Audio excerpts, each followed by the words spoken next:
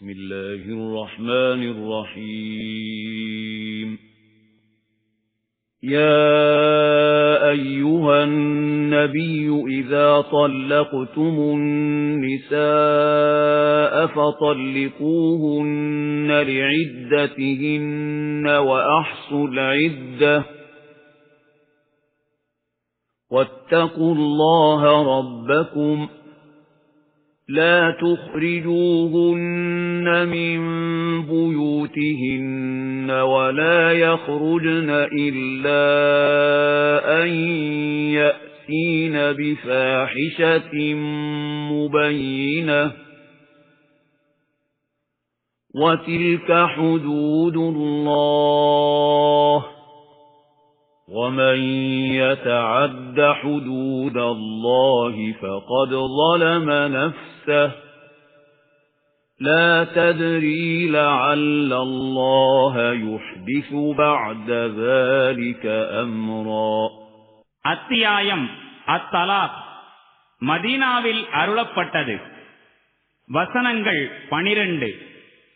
அளவிலா கருணையும் இணையிலா கிருபையும் உடைய அல்லாஹுவின் திருப்பெயரால். நபியே, நீங்கள் பெண்களை விவாகரத்து செய்வீர்களாயின் அவர்களின் இத்தா காலத்தை நிர்ணயிக்க வசதியாக விவாகரத்து செய்யுங்கள். மேலும் இத்தாவின் காலத்தை சரியாக கணக்கிடுங்கள். மேலும் உங்கள் இறைவனாகிய அல்லாஹுவுக்கு அஞ்சுங்கள். இத்தா காலத்தில் அப்பெண்களை அவர்களின் இல்லங்களிலிருந்து நீங்களும் வெளியேற்ற வேண்டாம், அவர்களாகவும் வெளியேற வேண்டாம். அவர்கள் ஏதேனும் வெளிப்படையான மானக்கேடான செயல்கள் செய்தாலே தவிர. இவை அல்லாஹுவினால் நிர்ணயிக்கப்பட்ட வரம்புகளாகும். யாரேனும் அல்லாஹுவின் வரம்புகளை மீறுவாராயின் சின்னமாக அவர் தனக்குத்தானே கொடுமை புரிந்து கொண்டவராவார். இதற்கு பிறகு ஒத்துப்போவதற்கான ஏதேனும் சூழ்நிலையை அல்லாஹு உருவாக்கக்கூடும் என்பதை நீங்கள் அறிவது இல்லை. فَإِذَا بَلَغْنَ أَجَلَهُنَّ فَأَمْسِكُوهُنَّ بِمَعْرُوفٍ أَوْ فَارِقُوهُنَّ بِمَعْرُوفٍ وَأَشْهِدُوا ذَوَيْ عَدْلٍ مِنْكُمْ وَأَقِيمُوا الشَّهَادَةَ لِلَّهِ ذَلِكُمْ يُوعَظُ بِهِ مَنْ كَانَ يُؤْمِنُ بِاللَّهِ وَالْيَوْمِ الْآخِرِ وَمَنْ يَتَّقِ اللَّهَ يَجْعَلْ لَهُ مَخْرَجًا وَيَرْزُقْهُ مِنْ حَيْثُ لَا يَحْتَسِبُ وَمَنْ يَتَوَكَّلْ عَلَى اللَّهِ فَهُوَ حَسْبُهُ إِنَّ اللَّهَ بالغ أَمْرِهِ قَدْ جَعَلَ اللَّهُ لِكُلِّ شَيْءٍ قَدْرًا. அவர்கள் தங்களுடைய இத்தாவின் இறுதி காலகட்டத்தை எட்டிவிட்டால் அவர்களை நல்ல முறையில் திருமண பந்தத்தில் நீடித்து இருக்கச் செய்யுங்கள், அல்லது நல்ல முறையில் அவர்களை விட்டு பிரிந்து விடுங்கள். மேலும் உங்களில் நேர்மை மிக்க இருவரை சாட்சிகளாக்கிக் கொள்ளுங்கள். மேலும் சாட்சி சொல்பவர்களே, அல்லாஹுக்காக சரியான முறையில் சாட்சியம் வழங்குங்கள். இவற்றின் மூலம் உங்களுக்கும் அறிவுறுத்தப்படுகின்றது, அல்லாஹுவின் மீதும் இறுதி நாளின் மீதும் நம்பிக்கை கொண்டிருக்கின்ற ஒவ்வொருவருக்கும் அறிவுரை வழங்கப்படுகின்றது. மேலும் யாரேனும் அல்லாஹுவுக்கு அஞ்சிய வண்ணம் செயல்படுவாரானால் அல்லாஹு அவருக்கு சிரமங்களிலிருந்து வெளியேறுவதற்கு ஏதேனும் வழிவகையை ஏற்படுத்துவான். மேலும் அவர் நினைத்து பார்த்திராத வகையிலிருந்து அவருக்கு வாழ்வாதாரமும் வழங்குவான். யார் அல்லாஹுவையே முழுவதும் சார்ந்திருக்கின்றாரோ அவருக்கு அல்லாஹு போதுமானவன். சின்னமாக அல்லாஹு தன் பணியை நிறைவேற்றிக் கொண்டுதான் இருக்கின்றான். அல்லாஹ் ஒவ்வொரு பொருளுக்கும் ஒரு விதியை நிர்ணயித்து வைத்திருக்கின்றான். وَاللَّائِي يَئِسْنَ مِنَ الْمَحِيضِ مِن نِّسَائِكُمْ إِنِ ارْتَبْتُمْ فَعِدَّتُهُنَّ 3 أشهر وَاللَّائِي لَمْ يَحِضْنَ وَأُولَاتُ الْأَحْمَالِ أَجَلُهُنَّ أَن يَضَعْنَ حَمْلَهُنَّ وَمَن يَتَّقِ اللَّهَ يَجْعَل لَّهُ مِنْ أَمْرِهِ يُسْرًا. ذَلِكَ أَمْرُ اللَّهِ أَنزَلَهُ إِلَيْكُمْ وَمَن يَتَّقِ اللَّهَ يُكَفِّرْ عَنْهُ سَيِّئَاتِهِ وَيُعْظِمْ لَهُ أَجْرًا. உங்கள் பெண்களில் எவர்கள் இனி மாதவிலக்கு வராது என்று நம்பிக்கை இழந்து விட்டிருக்கின்றார்களோ அவர்களுடைய விஷயத்தில் உங்களுக்கு ஏதாவது சந்தேகம் வந்தால் நீங்கள் தெரிந்து கொள்ளுங்கள், அவர்களுடைய இத்தா காலம் 3 மாதங்களாகும். மேலும் எந்த பெண்களுக்கு இதுவரையிலும் மாதவிலக்கு வரவில்லையோ அவர்களுக்கான விதிமுறையும் இதுவே. மேலும் கர்ப்பிணிகளுக்கான இத்தா வரம்பு அவர்கள் குழந்தை பெற்றெடுப்பதுடன் முடிகின்றது. யார் அல்லாஹுக்கு அஞ்சுகின்றாரோ அவருடைய விவகாரத்தில் அல்லாஹு இலகுவை ஏற்படுத்தி இருக்கின்றான். இது அல்லாஹ் உங்களுக்கு இறக்கி வைத்திருக்கும் கட்டளையாகும். யார் அல்லாஹுக்கு அஞ்சுகின்றாரோ அவருடைய தீமைகளை அவரை விட்டு அல்லாஹ் போக்கி விடுவான். மேலும் அவருக்கு பெரும் கூலியையும் வழங்குவான். أَسْكِنُوهُنَّ مِنْ حَيْثُ سَكَنْتُمْ مِنْ وُجْدِكُمْ وَلَا تُضَارُّوهُنَّ لِتُضَيِّقُوا عَلَيْهِنَّ وَإِن كُنَّ أُولَاتِ حَمْلٍ فَأَنفِقُوا عَلَيْهِنَّ حَتَّى يَضَعْنَ حَمْلَهُنَّ فَإِنْ أَرْضَعْنَ لَكُمْ فَآتُوهُنَّ أُجُورَهُنَّ وَأْتَمِرُوا بَيْنَكُمْ بِمَعْرُوفٍ وَإِن تَعَاسَرْتُمْ فَسَتُرْضِعُ لَهُ أُخْرَى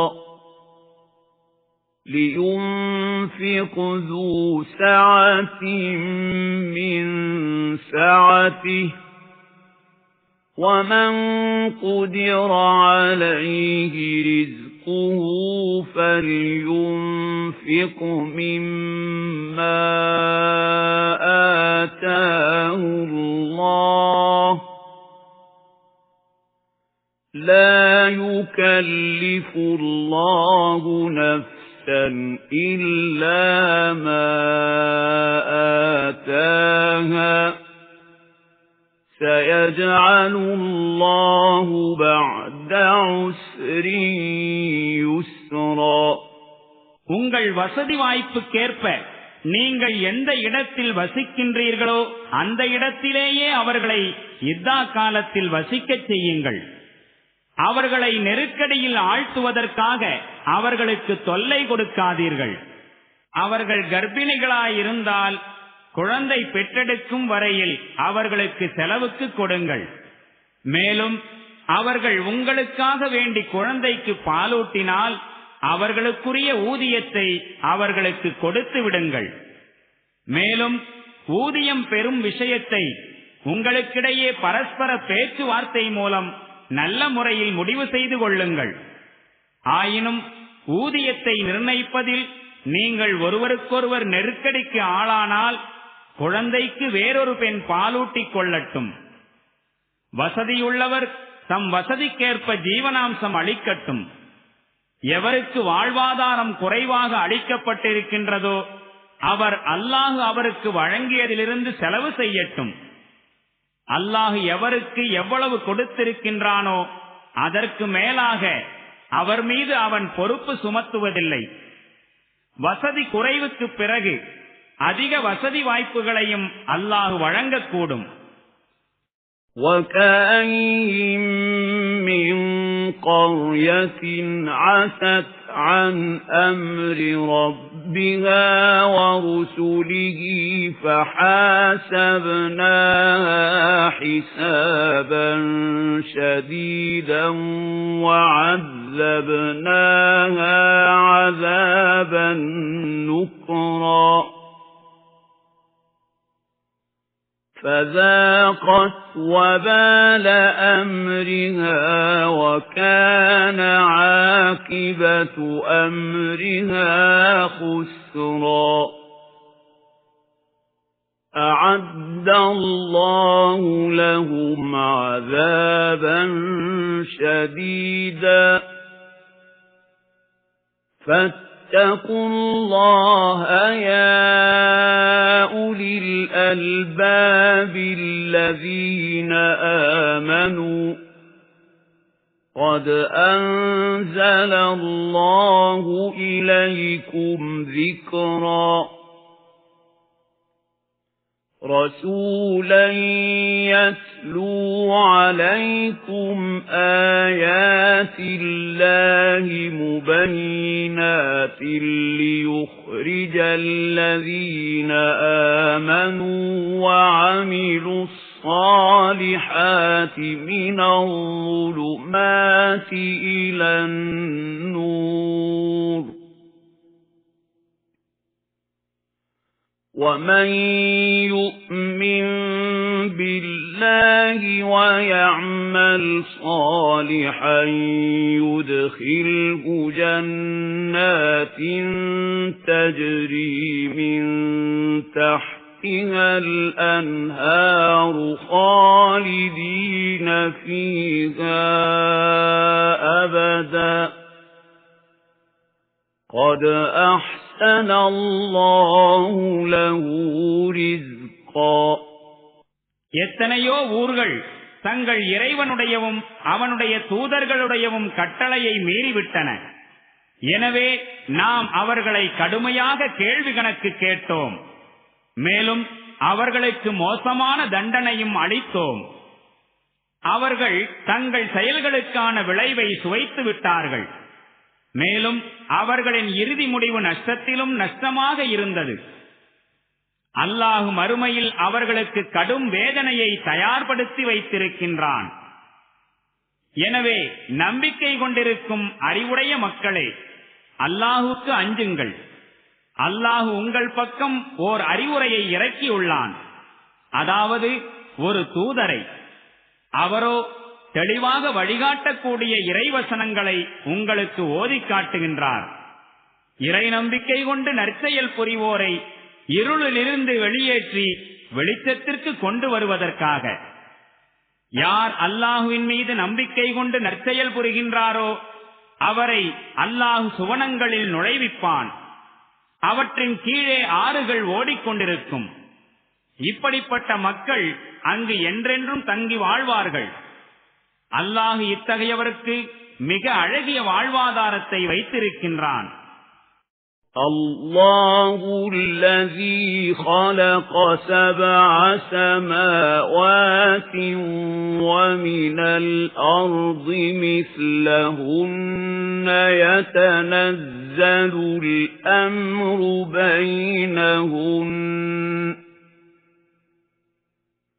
يتنزل الأمر بينهن لتعلموا أن الله على كل شيء قدير وأن الله قد أحاط بكل شيء علما.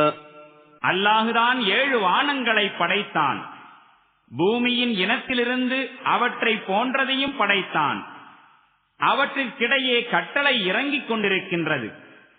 அல்லாஹு ஒவ்வொரு பொருளின் மீதும் ஆற்றல் பெற்றிருக்கின்றான் என்பதையும் அல்லாஹுவின் அறிவு ஒவ்வொரு பொருளையும் சூழ்ந்திருக்கின்றது என்பதையும் நீங்கள் அறிந்து கொள்ள வேண்டும் என்பதற்காகத்தான் இந்த விஷயங்கள் உங்களுக்கு எடுத்துரைக்கப்படுகின்றது.